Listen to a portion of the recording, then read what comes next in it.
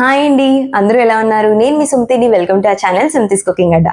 ఈ రోజు మన కుకింగ్ అడ్డాలో స్పెషల్ ఏ వంటకం కాదండి, కాకపోతే ఒక మంచి ఇన్ఫర్మేషన్ వీడియో మీకు అందిద్దాం అనుకుని నేను వచ్చాను.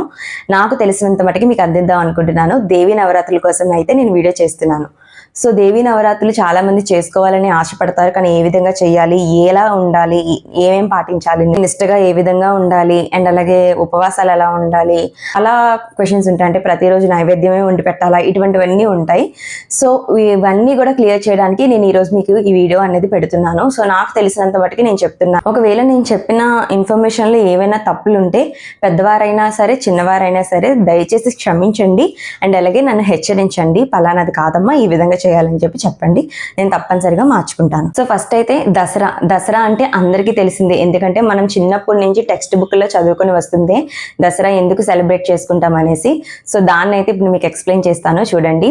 మహిషాసురుడు అనే రాక్షసుడిని సంహరించడానికి అమ్మవారు ఆదిశక్తి పార్వతీదేవి ఈ 9 రోజులు కూడా వీరోచితంగా పోరాడతారనమాట. ఈ 9 రోజులు కూడా ఒక్కొక్క అవతారాన్ని దాల్చి ఆ చివరి రోజు అంటే దసరా రోజు 9వ రోజు అమ్మవారు మహిషాసురు మర్దినిగా అవతారం దాల్చి మహిషాసురుడు అనే రాక్షసుడిని సంహరిస్తారనమాట. సో దానికోసం అని చెప్పేసి మనము దసరాని సెలబ్రేట్ చేసుకొని ఈ 9 రోజులు కూడా అమ్మవారిని ఎంతో నిష్టగా పూజిస్తాం. సో ఇక్కడ వరకు అందరికీ క్లియర్. కాకపోతే ఈ 9 రోజులు ఎలా ఉండాలి, ఏమేమి చేయాలి, ఏంటి అని క్వశ్చన్స్ ఉంటాయి. నేను మీకు డీటెయిల్గా చెప్తాను, చూడండి. సో ఫస్ట్ వచ్చేసి అమ్మవారిని ఏ విధంగా ప్రతిష్ఠించాలి అంటే, అందరం కూడా ఫొటోసే పెట్టుకుంటాం, ఎవ్వరూ విగ్రహం పెట్టుకోము. సో అందరూ కూడా ఫొటోసే పెట్టుకుంటాం కాబట్టి కలశం ఉన్న వాళ్ళు కలశం పెట్టుకోండి. నాకు కలశం అయితే ఎలా పెట్టాలో తెలియదు, సో నేను అందుకే దాని జోలికి అయితే వెళ్ళట్లేదు. కలశం లేని వాళ్ళు, మాకైతే కలశం లేదు, సో అందుకనే నాకు ఆ కలశం ఎలా పెట్టాలో తెలియదు, అందుకే నేను దాని జోలికి అయితే వెళ్ళట్లేదు. కలశం ఉన్న వాళ్ళు కలశం వరలక్ష్మీదేవి వ్రతానికి ఏ విధంగా పెట్టుకుంటారో సేమ్ అదే విధంగా పెట్టుకోవాలని నేను అనుకుంటున్నాను. ఎవరినైనా అడిగి తెలుసుకోండి. సో కలశం ఉన్న వాళ్ళు కలశం పెట్టుకోండి, కలశం లేని వాళ్ళు నార్మల్గా చేసుకోండి. సో ఇప్పుడు చాలా మంది అఖండ దీపం పెట్టుకుంటారు. అఖండ దీపం పెట్టుకుంటే ఏం చేయాలి? అఖండ దీపం పెట్టిన వాళ్ళు కంపల్సరీగా కొన్ని నిష్టలు పాటించాలని చేసి, నాన్ వెజ్ తినకూడదు, ఉల్లిపాయ తినకూడదు, వెల్లుల్లిపాయ తినకూడదు, బ్రహ్మచర్యం పాటించాలి. తర్వాత బాత్రూమ్కి వెళ్ళొస్తాం అంటే వాష్రూమ్కి వెళ్ళొస్తాం కదా, ఆ టైంలో మనం తప్పనిసరిగా తలస్నానం చేయాలి, కటిక నేల మీద నిద్రించాలి. సో ఇవ్వండి అఖండ దీపం పెట్టుకునే వాళ్ళు తప్పనిసరిగా పాటించాల్సింది. మరి ఏ పూటకు ఆ పూట దీపం పెట్టుకుంటాం కదా, వాళ్ళు ఏం చేయాలి అంటే, వాళ్ళు కూడా ఇవన్నీ పాటిస్తే పాటించవచ్చు, లేదంటే వాష్రూమ్కి వెళ్తే అంత పట్టించుకునే అవసరం లేదు. కటిక నేల మీద పడుకోగలము అనుకుంటే పడుకోవచ్చు, లేకపోతే బెడ్ మీదనే పడుకోవచ్చు. సో ఇవన్నీ ఉంటాయి. సో అఖండ దీపం పెట్టిన వాళ్ళు మాత్రం కంపల్సరిగా సోఫాల మీద, మంచాల మీద, దేని మీద పడితే దాని మీద కూర్చోవడం గట్రా చేయకూడదు. బల్లల మీద పర్లేదు, నేల మీద కూర్చున్నా పర్వాలేదు. సో ఇదండి మెయిన్. మరి నైవేద్యాల దగ్గరికి వచ్చేసరికి కొంతమంది ప్రతిరోజు ప్రతి పూట కూడా చేసి నైవేద్యం పెట్టగలరు, ఎందుకంటే వాళ్ళకి ఆ ఓపిక ఉంటుంది. కొంతమందికి ఉండదు, కొంతమందికి వంట వచ్చు, కొంతమందికి వంట రాదు. ఆ టైంలో ఏం చేయాలి అని అంటే, ఏ పండో ఏ ఫలమో లేకపోతే ఏ స్వీటో తెచ్చి అమ్మవారికి నైవేద్యంగా పెట్టేసుకుంటే సరిపోతుంది. సో నవరాత్రులు చేసిన వాళ్ళు తప్పనిసరిగా మార్నింగ్ అండ్ అలాగే ఈవినింగ్, ఉదయము అండ్ అలాగే సంధ్యా సమయాన్న దీపారాధన చేసుకోవాలి. నవరాత్రులనే కాదండి, ప్రతిరోజు కూడా మనము మార్నింగ్ అండ్ అలాగే సంధ్యా సమయం అంటే ఈవినింగ్ 5 o'clock నుంచి 6 o'clock వరకు చక్కగా దండం పెట్టుకుంటే చాలా మంచిది.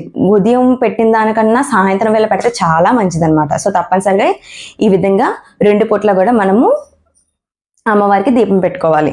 ఆ తర్వాత 9 అవతారాలకు సంబంధించిన 9 ప్రసాదాలు, 9 రకాల చీరలు, 9 రకాల పువ్వులు, అంటే ఏ అమ్మవారిని ఏ ఏ పువ్వులతో మనం పూజించాలి అని కూడా నేను షార్ట్స్ పెడుతున్నాను.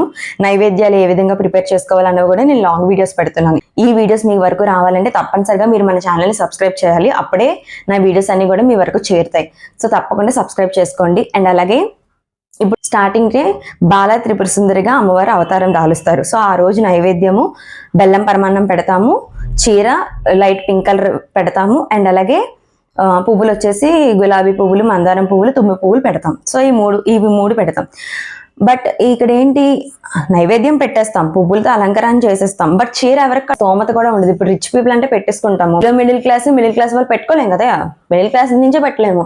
సో 9 రోజులు 9 చీరలు అంటే చాలా కష్టం. కాబట్టి ఏం చేయాలి అంటే, ఒకవేళ మీకు వీలవుతుంది, పర్వాలేదు మాకు అంత స్తోమత ఉంది అనుకుంటే 9 రోజులు నేను ఏ రంగు అయితే చెప్తున్నానో ఆ రంగు జాకెట్ ముక్క పెట్టుకోండి, సరిపోతుంది. లేదు అంతకీ చేయలేము అనుకుంటే, ఒకవేళ మీ దగ్గర ఆ రంగు చీర ఉంటే మీరే ధరించండి. ఎందుకంటే ఆడపిల్ల అంటేనే లక్ష్మీదేవి, ఆడపిల్ల అంటేనే ఆదిశక్తి. కాబట్టి ఇంటికి ఇల్లాలైనా కూతురైనా సరే లక్ష్మీదేవిగా మనం భావిస్తాం. కాబట్టి అందరి అవసరాలు, అందరి కోరికలు నెరవేర్చేది ఇంట్లో ఉన్న స్త్రీ ఒక్కరితే.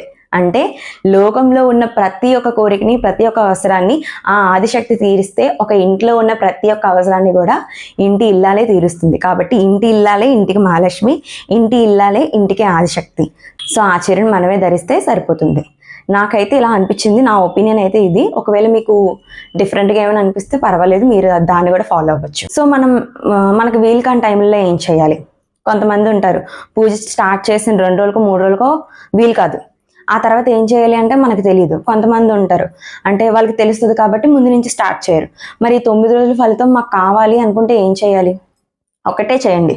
ఇప్పుడు మనం స్టార్ట్ చేసి 2 రోజులు అయిపోయిందండి, 3వ రోజున ఏమాత్రం మనకి వీలు కాలేదనుకోండి, ఎప్పటి వరకు వీలు కాదో అప్పటి వరకు వదిలేసి ఆ తర్వాత మొత్తం ఇల్లంతా శుభ్రాలు చేసేసుకొని మళ్ళీ అమ్మవారిని యథాస్థానంగా చక్కగా అమ్మవారి మొత్తం దేవుడి మొలంతా క్లీన్ చేసుకొని అమ్మవారిని యథాస్థానంలో పెట్టి మనం పూజ చేసుకోవచ్చు. లేదు ఈ 9 రోజుల ఫలితం నాకు కావాలి అని అనుకుంటే, అంటే మనం దీపం పెట్టినా పెట్టకపోయినా ఈ 9 రోజుల ఫలితం నాకు కావాలి అనుకుంటే తప్పనిసరిగా లాస్ట్ 3 రోజులు తప్పనిసరిగా పెట్టాలండి దీపం. సో లాస్ట్ 3 రోజులు పెట్టుకుంటే సరిపోతుంది. లేదు అది కూడా నాకు వీలు కాలేదు అనుకుంటే లాస్ట్ రోజు, దసరా రోజు తప్పనిసరిగా అఖండ దీపం పెట్టండి. అఖండ దీపం పెట్టి ఆ ఒక్కరోజు నిష్ఠగా ఉండండి, సరిపోతుంది. ఈ 9 రోజులు చేసిన ఫలితం మీకు తప్పనిసరిగా లభిస్తుంది. ఒకవేళ 3 రోజులు చేసినా, 9 రోజులు చేసినా, లేకపోతే ఒక రోజే చేసినా అఖండ దీపం అనేది దసరా రోజు తప్పనిసరిగా పెట్టండి. దీపం కొండెక్కిపోకుండా చూసుకోండి, నిష్ఠగా ఉండండి, సోఫాల మీద మంచాల మీద కూర్చోవద్దు, కటిక నేలగా పడుకోండి, సరిపోతుంది. అలాగే చాలా మంది ఏంటంటే దీపం పెట్టేసి జస్ట్ వచ్చి కూర్చుని పోయి ఇంకా మన టీవీ మనం, మన లోకం మనం, మన వంట మనం. సో ఇది కాకుండా దీపం పెట్టిన తర్వాత దీపం పెడుతున్నప్పుడు కానీ దీపం వెలిగించిన వెంటనే మీకు ఒకవేళ లలితా సహస్రనామం చదవడం వస్తే తప్పనిసరిగా లలితా సహస్రనామం ఈ 9 రోజులు కూడా చదవండి. చాలా మంచిది, మంచి ఫలితాలు వస్తాయి. ఒకవేళ మీకు చదవడం రాకపోతే, అంటే లలితా సహస్రనామం కొంచెం కష్టంగా ఉంటుంది, సో చదవడం రాకపోతే అట్లీస్ట్ ఫోన్లో కానీ టీవీలో కానీ జస్ట్ వినండి, సరిపోతుంది. మీకు లలితా సహస్రనామం అని చెప్పేసి బుక్ ఉంటుంది, అందులో ఉంటాయి. అండ్ అలాగే ఈ 9 రోజులు కుంకుమ పూజలు గుడిల్లో చేస్తారు.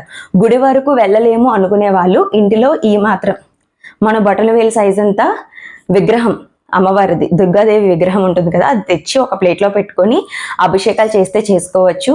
లేదు అనుకుంటే కుంకుమ పసుపుతో పూజ చేసుకుంటే సరిపోతుంది. ఒకవేళ ఎక్కువ అభిషేకం చేయలేము, జస్ట్ నార్మల్గా చేసుకుందాం అనుకుంటున్నాము అని అనుకుంటే తప్పనిసరిగా వీటితో చేయండి. పాలు, కొబ్బరి నీళ్ళు, వాటర్ అండ్ అలాగే పసుపు వాటర్, కుంకుమ వాటర్తో చేస్తే సరిపోతుంది. ఈ అభిషేకం అయిపోయిన తర్వాత వాటర్తో మళ్ళీ అమ్మవారిని శుభ్రంగా క్లీన్ చేసుకొని క్లాత్తో శుభ్రంగా అద్దుకొని అమ్మవారిని ప్లేట్లో పెట్టుకోవాలి. అప్పుడు కొంచెం పసుపు కుంకుమతో పూజ చేసుకోవాలి. దీన్ని కుంకుమ పూజ అంటాం. సో ఈ కుంకుమ పూజలోని బయట అయితే గుళ్ళలోని వాళ్ళు సహస్రనామాలు చదువుతారు. సో ఆ సహస్రనామాలు మనం కూడా చదువుకోవచ్చండి. లలితా సహస్రనామం అని చెప్పి బుక్ ఉంటుంది. ఆ బుక్ని తెచ్చుకొని లాస్ట్ పేజ్లో చూడండి, ఈ 9 అవతారాలకి సంబంధించిన నామాలు అయితే ఉంటాయి. వాటిని చదువుకుంటే సరిపోతుంది. వాటిని చదువుకుంటూ కుంకుమ పూజ చేసుకుంటే సరిపోతుంది. సో ఇదండి, ఈ విధంగా అమ్మవారిని పూజించుకోవాలి. ఎంత సులభంగా చేసుకోవచ్చు. ఒకవేళ నేను ఏదైనా నాకు తెలిసిన అన్ని చెప్పేసానని అనుకుంటున్నాను.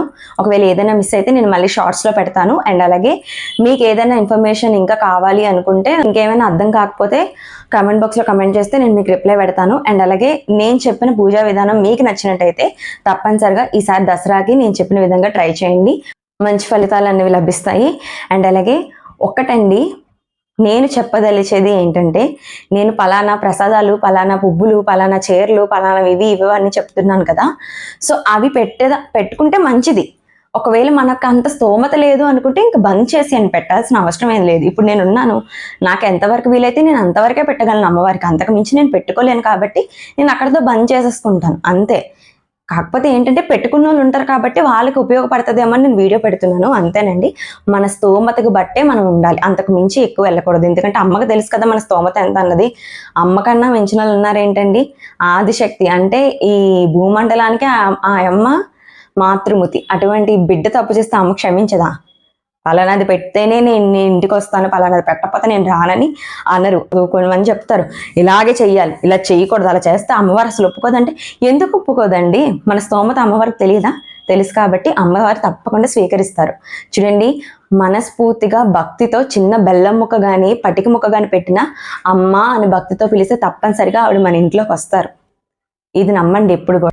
మీరు కోరిన కోరికలు ప్రతిదీ నెరవేర్చాలని నేను మనస్ఫూర్తిగా కోరుకుంటున్నాను. అండ్ అలాగే మీ కోరిక ధర్మబద్ధంగా ఉంటే తప్పనిసరిగా అమ్మవారు నెరవేరుస్తారు. ఇది ఒకటి గుర్తుపెట్టుకోండి. ధర్మబద్ధంగా ఉండాలి, మన కష్టాన్ని మనమే నమ్ముకోవాలి. అప్పుడే అమ్మవారు తొంగి చూస్తారు. ఓం శ్రీ మాత్రే నమః. అందరికీ ఈ వీడియో నచ్చుతుందని మనస్ఫూర్తిగా కోరుకుంటున్నాను. ఒకవేళ ఏమైనా నేను తప్పులు చెప్తే దయచేసి నన్ను క్షమించండి అమ్మా, హెచ్చరించండి. ఇక పైన అటువంటి తప్పు మళ్ళీ నేను చెయ్యను అనమాట. సో అండ్ అలాగే ఈ వీడియో నచ్చినట్టయితే మీరు తప్పనిసరిగా లైక్, షేర్, కమెంట్ చేసి సబ్స్క్రైబ్ చేసుకోండి. షేర్ అయితే చేయండి, ఎందుకంటే మీకు ఇన్ఫర్మేషన్ యూజ్ అని అనిపిస్తే ఇంకొకరికి కూడా యూజ్ అవుతుంది. కాబట్టి మీకు తెలిసిన వాళ్ళు ఎవరైనా ఉంటే షేర్ చేస్తే వాళ్ళకి కూడా ఈ ఇన్ఫర్మేషన్ అనేది వెళ్తుంది. నెక్స్ట్ వీడియోతో మళ్ళీ కలుద్దాం. అంతవరకు కూడా బాయ్ బాయ్. మర్చిపోవద్దు, ఈ 9 రోజులు కూడా ప్రసాదాలు ఏ విధంగా తయారు చేయాలి అన్నీ కూడా నేను పెడతాను. కాబట్టి తప్పకుండా సబ్స్క్రైబ్ చేసుకొని నేను పెట్టిన ప్రతి వీడియో కూడా మీ వరకు వస్తుంది. నెక్స్ట్ వీడియోలో మళ్ళీ కలుద్దాం. అంతవరకు కూడా బాయ్ బాయ్. ఓం శ్రీ మాత్రే నమః.